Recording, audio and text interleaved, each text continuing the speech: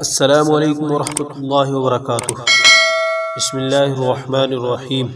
شروع اللہ کے نام سے جو بڑا مہربان نہایت رحم کرنے والا ہے۔ دوستو، آج کی ویڈیو کے اندر ایک بہت ہی مختصر دعا جو وضو کے بعد پڑھی جاتی ہے، اس پر اللہ تعالیٰ کی طرف سے کیا انعامات و احسانات انسان پر ہوتے ہیں، اس کا تذکرہ کیا جا رہا ہے۔ اولاً اس حدیث مبارکہ کو عربی عبارت کے اندر پڑھوں گا، پھر اس کا انشاءاللہ تعالی اردو میں ترجمہ بھی کیا جائے گا۔ توجہ فرمائیں۔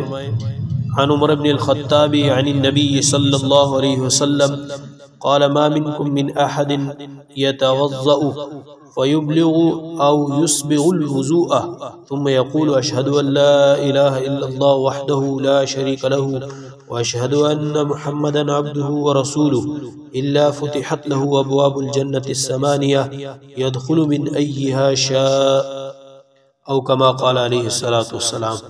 حدیث مبارکہ کا ترجمہ یہ ہے کہ حضور اقدس صلی اللہ علیہ وسلم کا ارشاد ہے کہ جو شخص وضو کرے اور اچھی طرح کرے، یعنی سنتوں اور آداب کی پوری رعایت کرے، پھر یہ دعا پڑھے اشہد ان لا الہ الا اللہ وحدہ لا شریک لہ واشہد ان محمدا عبدہ ورسولہ، اس کے لیے جنت کے 8 دروازے کھل جاتے ہیں، جس دروازے سے دل چاہے جنت میں داخل ہو جائے۔